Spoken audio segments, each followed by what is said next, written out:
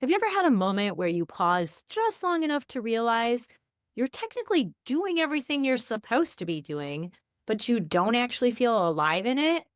You're checking the boxes, you're showing up, you're meeting deadlines. From the outside, it looks like functioning, maybe even high functioning. But inside, there's this quiet, almost undetectable collapse happening, and you don't fully notice it until something forces you to stop. I've been feeling that in myself lately. Not a dramatic burnout, not a breakdown, just this slow shift into going through the motions, where life becomes more about getting through the day and getting stuff done than actually living it. And here's the thing, for ADHD women, this pattern is incredibly common because we're so used to performing competence, pushing through, and staying on, even when our nervous system is shutting down underneath it all. So, in this episode, I want to walk you through how I realized I was in that state, the sneaky signs we tend to overlook, why it feels like functioning but actually drains us, and a few small compassionate shifts I'm making to come back into my life instead of just managing it. If you've been feeling flat, numb, or like you're fine, but not really fine, this one's for you. Be sure to listen. Welcome to the Self Loved ADHD Woman's Way podcast. I'm your host, Jen Barnes. If you're an ADHD woman entrepreneur, ADHD adjacent, or ADHD ish, you've come to the right place. We'll dive deep into the unique challenges you face, from the inner turmoil to the outer obstacles. We'll blend neuroscience, IFS, and somatic healing and explore practical strategies to help you navigate the world of entrepreneurship with ADHD with greater ease and effectiveness. I'm glad you're here. Hey, it's Jen. I'm so glad you're here. So, I noticed something the other day, and I've kind of been having awareness. You know how like you sometimes have awareness kind of behind your full ability to see it, but you kind of sense that something's going on, but it isn't completely conscious yet. So yeah, I finally had something that was there for a while bubble up to the surface this past week, or maybe it was last week, I think now. And it's this. I have you've heard me talk about my morning self-love ritual where I, do my gratitude journal and then I do my kitchen routine and I meditate and do breath work and spiritual reading and writing and in there exercise and yoga, all that stuff, right? And then I actually get my body ready for the day, like brushing my teeth, washing, showering, whatever. You've heard me talk about that. And last week I noticed I was in the kitchen and something I noticed a few weeks ago that I actually wrote about in an email I sent out, I don't know that I talked about it publicly, but I noticed how focused my ADHD brain was on making everything efficient for that kitchen part of my routine, right? The not fun part of my routine. My brain was like obsessively, and this isn't what we're going to talk about today, this is just the precursor, but my brain was like trying to figure out how to do things most efficiently so I could get it done as quickly as possible. So like I would always be mindful of the order I was doing things and it was getting a little obsessive or compulsive, I guess is when it's your behavior. But I was like, well, that's interesting. Like my brain is so focused on efficiency. And I wrote an email about it to if you're in my email club, you got it. It was basically about this idea that when I do that, I notice I'm not present. I notice that I'm super focused on being efficient. So last week or the week before, whenever it was, I'm still aware of that and noticing it and being curious about it. And I'm not even trying to shift it right now. I'm just in a phase of being curious and leaning in to see what it's about and accepting that that's there and has tried to help me before I even touch doing something different. But what came up for me more recently was that I wasn't at all present in what I was doing. That I was totally just going through the motions, which is interesting because I had some level of awareness about being super efficient, but I wasn't actually present. Like I wasn't tasting my lemon water when I drank it. I didn't smell the coffee when I opened the decaf espresso bag and put it in the coffee maker. And when I was making my tea, I didn't listen to the sounds. Like I wasn't in the moment doing it, even though I was hyper focusing on being efficient about what I was doing. And yes, some of that is because I was focused on efficiency, but I've realized something. Some of it is because I was doing a boring task that I kind of have to do, like feeding the cats and making things for my day that I find important to me. And because it isn't something I want to do, because it's boring, but it's something kind of I really need to do so I feel good in my body, I was pushing myself by numbing out so I didn't experience the pain of how completely boring and monotonous it was. We talk a lot about with ADHD, we have lower access to dopamine. We just don't have it hanging out in our synapses long, the space between nerve cells. So basically, we have limited dopamine, is a simplified way of looking at it. And so we have this limited access to dopamine, which is needed for executive functioning. And so one way we can work around that is by making things interesting. But what I didn't realize is that another way I was working around that for something that was completely not interesting is I was kind of dissociating, and not in the clinical sense. Like in my therapy private practice, my other business, I work with women who have complex trauma and many who have dissociation as part of their symptom picture, including people with dissociative identity disorder, used to be known as multiple personalities. And so this is not that kind of dissociation where you almost feel out of your body, like, and you're almost like watching yourself.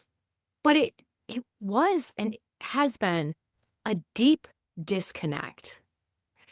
I remember when I first started reading about mindfulness, during my first bout of therapy in my mid-20s, she had me reading all kinds of things. Well, I mean, I chose to read them, she recommended them. But I was reading all kinds of things on mindfulness and some Buddhist philosophy, things like that. And it all talked about the sleeping world and being part of the sleeping world and waking up to the present moment, because the present moment is really what we have. And so, really, in those moments when we're not fully present, we're asleep to some degree. We're not living in reality in those moments.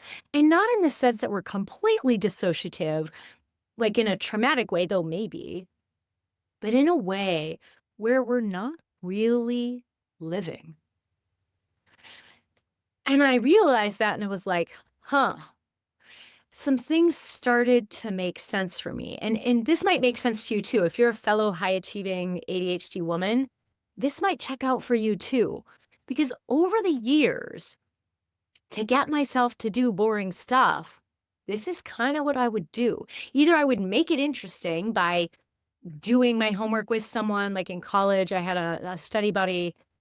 We did almost all of our math homework together, and actually, it was much harder for me to do my homework in classes that he wasn't in. But, like, other ways too of trying to do this quick before whatever. Obviously, a lot of us use procrastination, which is that urgency makes it interesting.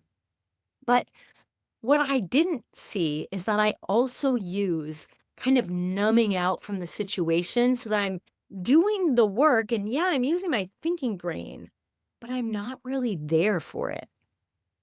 And I suspect I'm not alone, because to be high achieving, that means a lot of us learn to mask our ADHD. And we maybe didn't even know we were masking it. I didn't. I didn't know I had ADHD.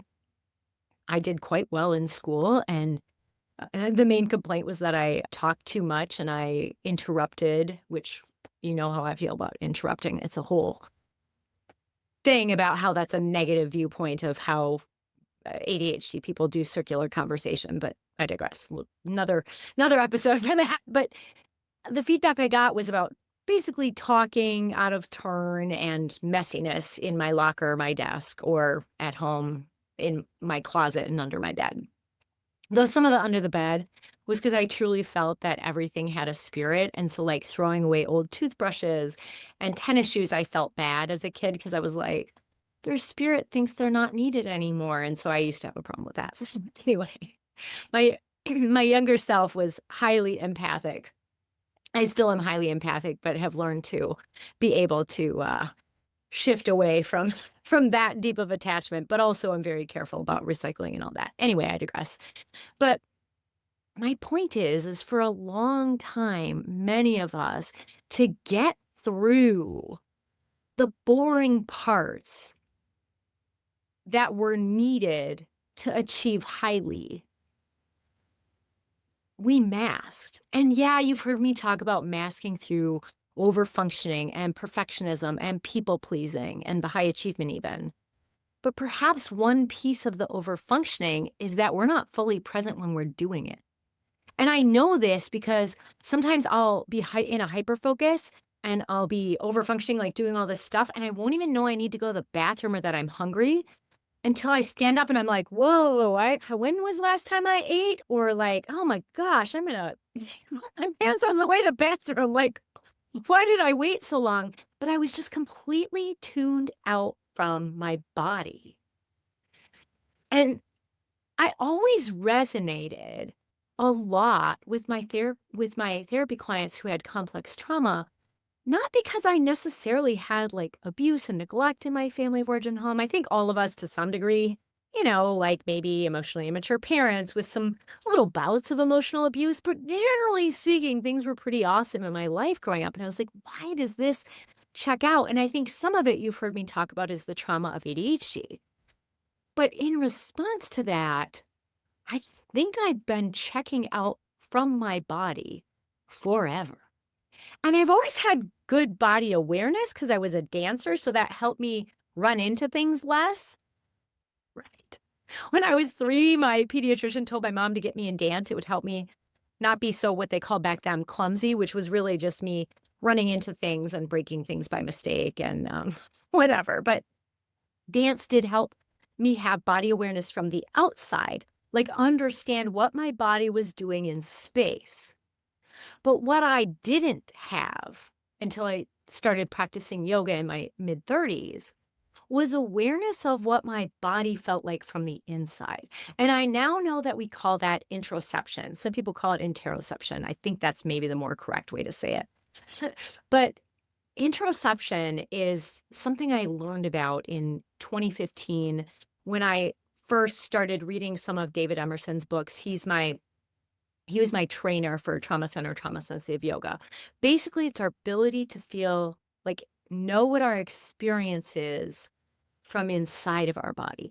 And so, what this sounds like in yoga, just to help understand it, is like, let's say you're raising your arm overhead and you're leaning to the side. So, let's say you've chosen to do that right now. One possibility might be that you feel sensation in your ribs. So, an interoceptive cue is like you might feel it in your ribs, and then you can notice, do I feel it in my ribs? And if you notice that you feel it there, then you're connecting with your inner felt sense. And if you notice, no, I don't feel it there, but I feel it here, again, you're connecting with that felt sense. Now, sometimes we don't notice it at all, and that's that disconnection from our body. That's that lack of interoception or interoception that there's been talk about, like, do people with ADHD and autism lack that? I don't know that I've seen a definitive answer, though there may be one and I just haven't seen it, but I've seen different things talking about it. And I can't help but wonder how much of this getting ourselves to do shit that we don't want to do but need to do if we want the thing, right? Like if we want the grade and if we want the accolades to boost us up so that we don't feel as shitty when people complain about our ADHD traits that we don't know we have. We have to do some things that we don't enjoy. And don't get me wrong, I loved school. I did not like my religion class. Catholic school, you have to take it. And history bored the socks off of me. I mean, like, seriously. But some of that is because of how it was taught. But anyway, whatever. Hopefully they're teaching history more like the story that it is. And also, hopefully they're including not just the het cis white man story. But anyway, again, I digress. So I'm going without a script today. I don't even have an outline, so I'm just talking. So there could be some moments of that today. But what this brings me to is how then in our 30s, 40s, 50s, 60s, maybe 70s if you're listening to this, maybe older, we don't notice the felt sense of our body. We have limitations around interoception, our capacity to know like what that feels like. And I can't help but wonder how much of that is connected to our overfunctioning and high achievement as a way to get through the stuff that sucked. Because I'll tell you, I can get a shit ton done for someone with ADHD. I clearly have it. I've actually now been tested, so I know that's true. I clearly have it, but I can get enormous amounts of stuff done. But what I realize is it's because I kind of numb out my bodily experience when I'm doing the shit I don't wanna do. And it's not like I don't wanna drink my lemon water in the morning. I do, it helps my digestion. It's not like I don't wanna feed my cats in the morning. I love my cats. I want them to have good food. But, like, it's boring to do those little tasks, and so that's part of the thing is, like, maybe you too have found ways to do the tasks, and maybe that was through disconnecting from your body. Maybe it was through shutting down interoception. And maybe as you went to yoga, you started to awaken that. I know I did in my 30s, and I was very consistent in practicing yoga until about a year ago when I took a pause from teaching so I could just really focus on my own self. And what I found was that teaching yoga once a week really motivated me to do it. And so I wasn't doing it as much, I wasn't stretching, which is oh my gosh. Now, parts of me are like, "That was dumb." Because part of what started to wake me up and have me pay more attention to what's going on is at the end of August, and right now, if you're listening to this, it's November, I had so much pain in my neck, I could hardly turn my head. So I'm like, "Okay, Jen, you're working too much and something's going on." And so I was already starting to slow down. I was already engaging with some divine feminine healing in a program I'm in, and that's been awesome, but I still was pushing too much with my work. I still was not really resting. Yeah, sitting on the couch, but that's not resting unless you're doing something restful. Being on YouTube, not restful. Unless you're listening to like meditative Hertz music, which is like, calming or whatever. That's a different story. So I wasn't doing anything to actually rest. But let me tell you, pain is physical pain for me, at least. I don't know if this is true for you. That shouts loud and clear. Especially for me, I love to move my body. And when I can't move my body the way I want to, that doesn't go well. So I started to lean in and get curious. I've been going to the chiropractor. And by the way, if you're in the Twin Cities, a shout out to Lynn Lake Chiropractic. All the locations are great. I've been to Uptown and Golden Valley, but they legit do like a 10 minutes with the TENS unit, 10 minutes of a massage from a human, and then 10 minutes of the adjustment. It is awesome. Insurance covers it. It's so cool. Anyway, that's just for my Minnesota people. But I went to the chiropractor and we were working on it. And then my sacrum, I started to have some issues, an old injury from when I was hit by a car while running back in like 20 years ago. I was like, my gosh, what's going on? What is going on? And so I started to slow down more. I stopped working Saturdays and I started to pay attention. And that's when I started to notice, like, Jen, you're almost completely numb in the morning. I was even numbing out during my meditation. Like, I was reciting my mantra for my meditation, which I've been reciting for, I think I picked up that mantra in my yoga teacher training in 2009. So, whatever. But, like, I wasn't even noticing the words anymore or what it felt like to say the words, like, totally numbed out and disconnected from my body. Well, what we know about that in our like, when you think about the nervous system stuff I've talked about, and if you've never heard me talk about it, don't worry, I'm gonna talk about it now. What we know is that we have more of a primitive part of our nervous system that basically tries to keep us in this state of homeostasis called ventral vagal. And that ventral vagal response, it's the front side of the vagus nerve, the 10th cranial nerve, which goes, it's the biggest nerve in our body, I think. At least it's the biggest nerve in your spine. But the 10th cranial nerve basically has the autonomic nervous system. And one of the responsibilities of the autonomic nervous system is keeping you safe. And so that state of homeostasis, or you heard me say ventral vagal, also known as the social engagement system, where it's safe enough to rest, digest, and connect, is where we need to be most of the time for our body to function optimally, because that our organs need that just to be able to recover at night and heal and do what they're supposed to do so our digestion flows, right? If you're a woman in your 40s, you're like, "Oh, I don't know last time I've had good digestion, but okay." Which speaks to the stress we're under, right? And that stress often is putting us in our fight or flight response, the sympathetic nervous system. That fight or flight response, as we know, protects us through fighting or fleeing from perceived threat. And again, our nervous system doesn't know if it's a bear chasing us or someone with a snotty comment. So that we end up in this fight or flight response a lot. Or maybe it's like too many boring tasks, too many things that don't light you up that you feel like you need to get done. It could be that. And we get stressed. And then we're pushing, pushing, and pushing. We feel this pressure. I feel it almost like a cage around my torso when I get in that place. It feels not quite like anxiety, but you might notice that. I've only noticed it because I've noticed how much I was disconnecting from my body. But we get in that place, and eventually our brains realize this isn't sustainable. So we start to numb out. We start to shut down, which is part of the parasympathetic nervous system for those of you who are interested in the neuroscience. But this is the dorsal, the back side of the 10th cranial nerve. So it's known as the dorsal vagal response or shutdown response. It's not the same as freeze. Freeze is in between. Think of a deer in headlights. They still got the fight response. Everything's going to make them want to flee, but they're frozen. So they're kind of in between. But the shutdown response is one where we can feel or experience kind of a disconnect from our body. We might feel numb. Eventually, this can look like depression or even dissociation, like we're watching ourselves, like that more clinical dissociation I was talking about. And I'm like, wow, in some ways, when I have to do a task I don't want to, I start out fight or flight and just push, push, push. And then if that doesn't get me through it, my nervous system is shutting down into disconnect from my present moment experience so I don't have to be in the boredom and the suck of it.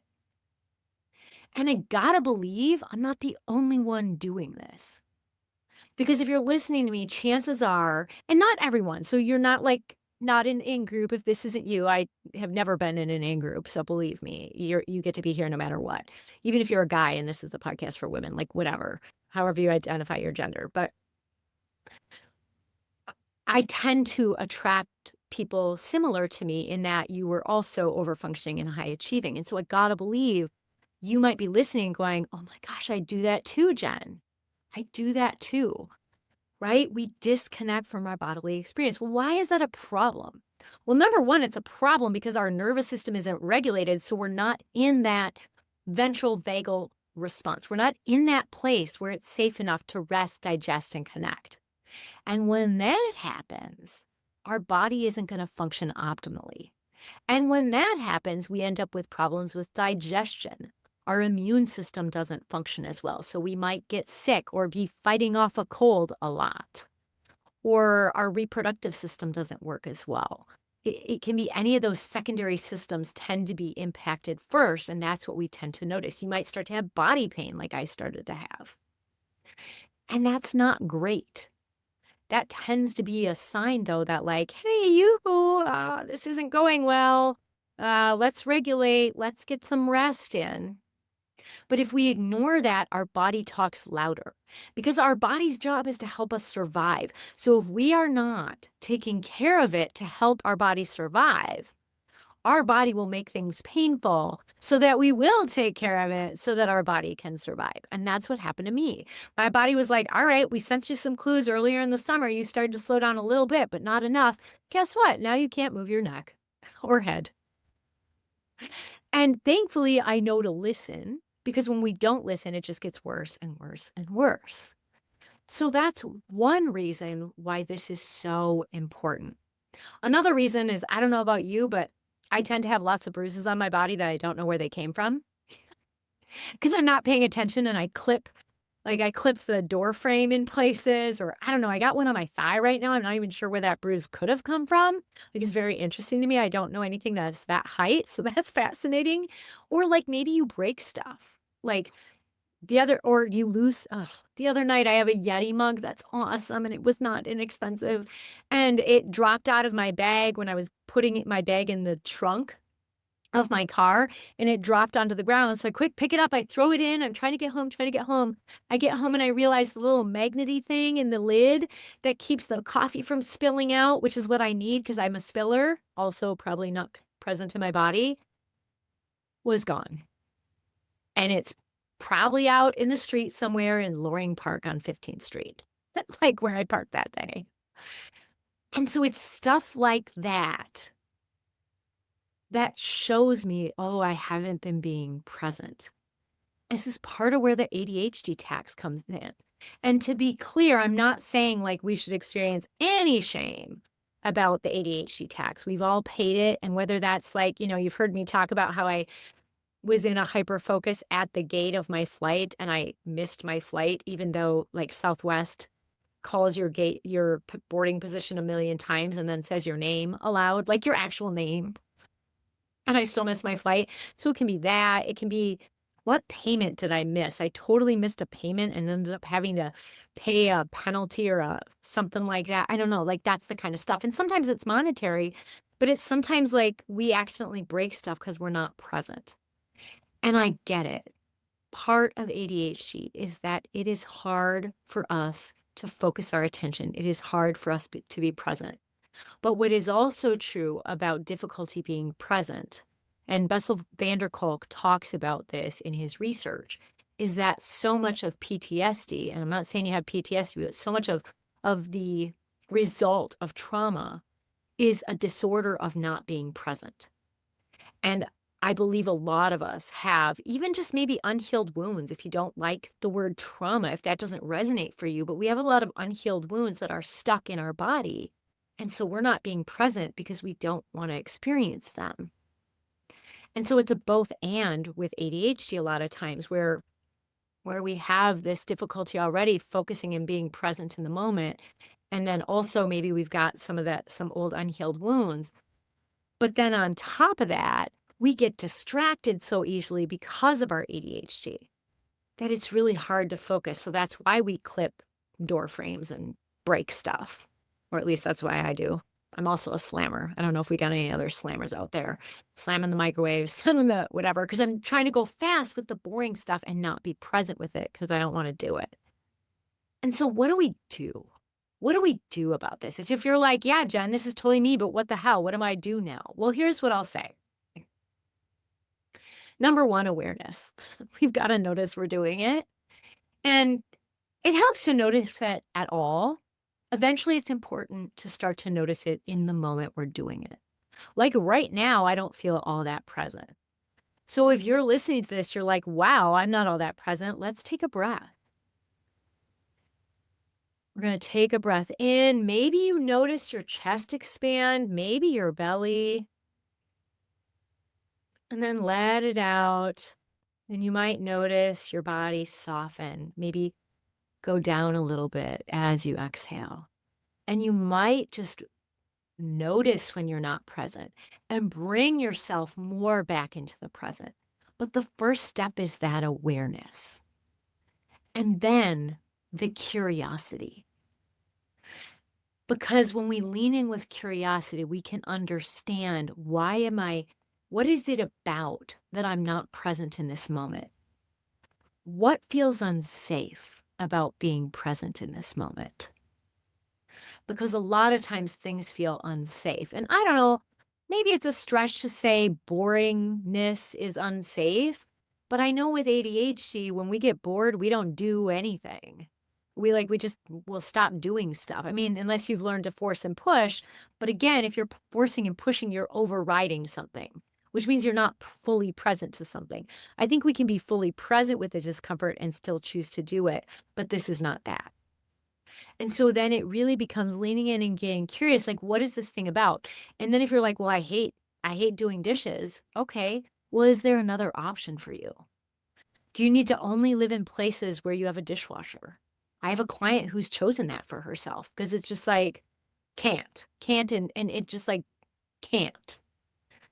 Or if it's, I mean, cleaning the litter box if you live alone, like, You kind of got to do that or you're not going to have cats. Although I've seen those things that are automatic, like I don't know if they work, whatever, but finding ways like, okay, if you have a hard time doing something, is there another option for you? And yeah, sometimes we just got to do stuff. I am a Gen Xer, so as much as I hate the suck it up mentality, I don't know another way with some stuff. Like sometimes there is just stuff we got to do and find a way to do it. But then can we lean in and get curious about what makes that so uncomfortable for you? What makes it so uncomfortable? And how can you make it more comfortable? How can you adjust it so that maybe you can live in those moments too? Thich Nhat Hanh used to talk about, are you washing the dishes to wash the dishes, like being present while you're washing them? Or are you washing the dishes to get them clean? Because if you're washing the dishes just to get them clean, then when you're doing it, you're not present and living in those moments where you're washing the dishes. You're thinking about that cup of tea you're going to have afterwards. But then what will you be doing when you're having that cup of tea? And I'll tell you, when I first read that, probably in my 20s, I was like, what the F? Like, no, washing dishes sucks. I'm not going to be present washing the dishes. Like, that's ridiculous. And I get it now. I mean, I've been practicing yoga since 2008, teaching since late in 2009, and I get it now. It's about living in every moment as much as possible. And as John Kabat-Zinn calls it, living in the full catastrophe of life. And sure, maybe it's not possible to be present every second of every day. But how can we focus on being more than just doing?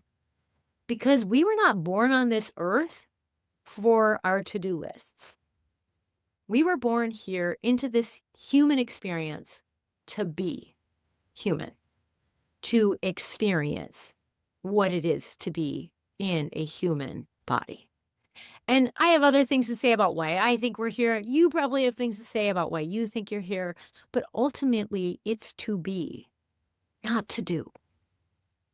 And that doesn't mean doing isn't important, but that doing needs to come from the being. Because how many times do we do, and then we get it to a place where either it's malaligned, the place we got to, or we're like, I don't remember why I'm doing this. I know it's happened to me, and I gotta believe I'm not alone. So then how can we start being in these moments, especially with ADHD? Because if something's boring, we don't want to do it. So I'm working on that. I'm finding ways like, how can I even take a breath now? So I was making my tea this morning, my Ayurvedic digestive tea, and putting the seeds of the different herbs that go in the tea into the little soaker cup thing. I don't know what it's called. And I let myself listen to what it felt like to dump them into that little soaker basket, tea basket thing. I let myself listen to it. And then I lost my presence. And then when I was sipping my lemon water at one point, I let myself taste it, right? And then when I opened the bag to make my decaf espresso to go in my mocha, I was like, I am that coffee smell. And I let myself experience it. And I wasn't present that much during my morning routine, but I started to make myself be more alive in those moments, more present in those moments so that I could be more alive. And I gotta believe that's how we find our way out of this. I'm going to tell you also, and I don't know, this is probably not popular. There are 4 things that I find helps my ADHD more than anything. And of course, the number one is sleep. No one can focus without sleep. No one functions well without sleep. So getting sufficient, at least 8 hours of sleep a night. For women, I'm hearing like 8.5 or 8.5 to 9.5 might be more realistic just because of all of the things our bodies do. Like getting good sleep, right? Eating nutrient-dense foods, for sure. Moving your body. Actually, I think I saw something from Andrew Huberman lately, and he's a neuroscientist. I think he actually put movement before nutrient-dense foods, which I think was interesting. But I'd always found movement to be the thing that helps me focus better. It gets my wiggles out because I do have hyperactive presentation, or mixed more now in my 50s. But behind all of that, behind the sleep, the movement, and the eating nutrient-dense foods is mindfulness. And whether you do that through mindfully washing your dishes, or mindfully brushing your teeth, or through a practice like yoga, and actually being present with yoga, not just going through the motions. It's actually why vinyasa was always hard for me, because it goes so fast. It was hard for me to be present in. So I actually prefer the slower forms of yoga, which is why I also teach more slowly. I always have. People don't always like that, but we're used to going fast through everything. But then we're going through the motions and not actually being in those moments, not actually living in those moments. And so, like I said, whether it's mindful toothbrushing, mindful dishwashing, doing yoga mindfully, or Tai Chi, or Qigong, or whatever it is you do, walking mindfully, running mindfully, cycling mindfully, dancing to Zumba mindfully, whatever it is, maybe it's even a seated meditation practice. All of that helps us practice what it is to be embodied, what it is to be in this body that you're in this lifetime, what it is to be connected to this present moment and this moment and this moment. Because when we do that, we stop being the doer of our to-do list and we start being the being that we are here to be, which then allows us to more fully do what we are actually meant for, from a place of inner alignment, and then be able to decline the rest. This is what I'm working on. And I've got a YouTube video I'm going to shoot after this, but it's going to come out in a couple weeks because my VA will do her fanciness with it. She's awesome.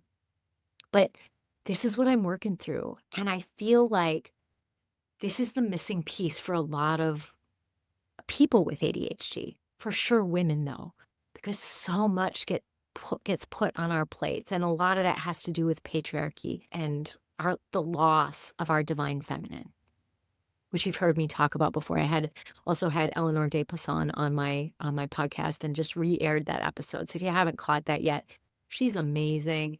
I highly recommend her 21-day feminine reset, which is like her lower end program, or her Rose Temple, which is her membership. It's helped me so much already start to do some of that healing. But at the base of it all is me returning to my practices, beyond the sleeping, beyond the daily movement, beyond the nutrient-dense foods, being mindfully present as much as I can. And not shaming myself when I'm not, but just noticing it and being like, all right, let's bring our attention back, because that's the practice. I don't think anyone is ever 100% present. Maybe like there's some enlightened people. I don't know, like if the Dalai Lama is fully enlightened. I don't know how that goes. I think he is, because I think that's why he can reincarnate and choose his spot. Anyway, I think there's something about that. Like he might be fully enlightened. So who knows? Maybe he's always fully present. But I suspect the number of people who are fully present 100% of the time is probably on the low end of things compared to the general population. Probably way less than 1%. And I'm not talking about the billionaire 1%, to be clear. But I suspect it's low. And so for all of the rest of us, this is a practice. This is oh, wow, I'm skating through life, or I'm not in the moment, or wow, I tripped and fell. A lot of times when I get injured, that's when I notice, oh yeah, you're not living in the present. But now we know that living in the present is actually what we need. We need that to be able to have the life we actually want, instead of just the life that we think we have to do. Thank you so much for being here. And yeah, I would love it. If you're not following this podcast yet, or subscribe to it if you're getting it on YouTube, I would love if you'd hit that follow or subscribe button wherever you are. And if you could share this with other ADHD women who might find this conversation meaningful, that would mean the world to me. And I really mean it. I'm a small creator and just want to help people. And so the more we can help, the better. And I need your help with that. So thank you. Thank you for considering. All right. I will see you next time.